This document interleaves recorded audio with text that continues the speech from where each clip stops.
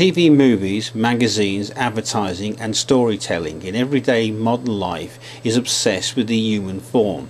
They have all one thing in common. They are all unrealistic. They are exaggerations.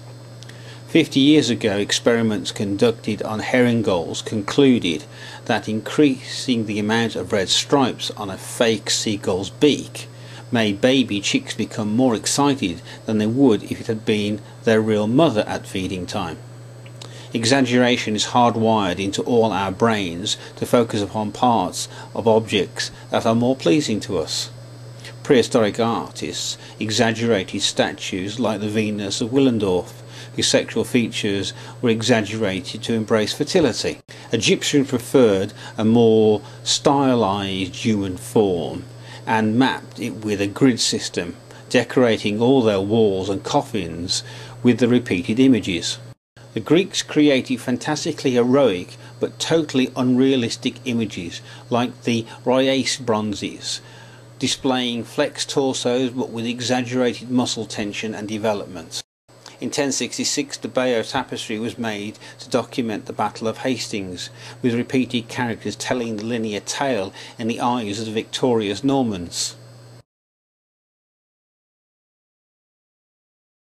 Iconic images are constantly generated throughout history, all exaggerating the human form, to be successfully accepted as art today and into the future. And if you haven't guessed, this is my favourite place. Okay, we're here today at the Barber Institute in Birmingham to see the Jack Kerouac display of his manuscript, which I'm just going to go up these stairs and have a look at now. Jack Kerouac used 25,000 words in one continuous paragraph and on one long piece of paper to tell his tale of the road in 1951. Pioneer storytellers are forever finding new ways to tell their stories. Norman MacLean's short film Neighbours in 1952 used a technique known as pixelation, an animation technique using live action actors as stop motion objects, using variable speed photography for his tale. Mickey Mouse here, or earlier known as Steamboat Willie, and the 2D animation of Walt Disney, and from Walt Disney Pixar was formed, and that went into 3D animation and a whole new pipeline of how to make animations and cartoons.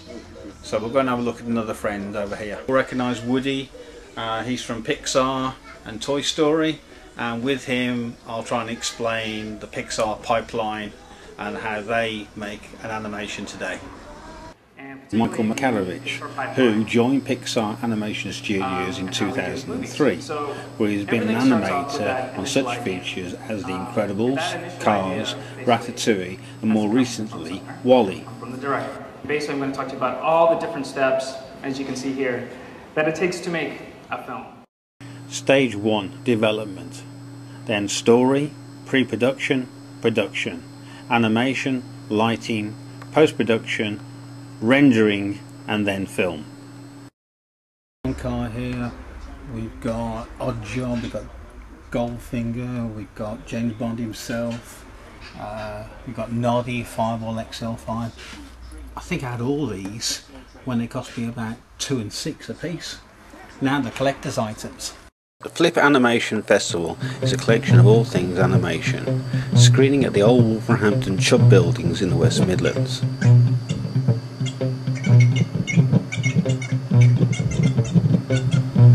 Games developers Ninja Theory, who designed games like Heavenly Sword, were also another team of animators at the festival. I had the opportunity to see a large collection of short 2D and 3D animations from all around the world. Of all the short films, my favourite was definitely The Two Undertakers. Osbert Parker, British Academy Award nominee, was also there. To throw my senses off unusual juxtapositions, and through collage it allows me to see in a new way.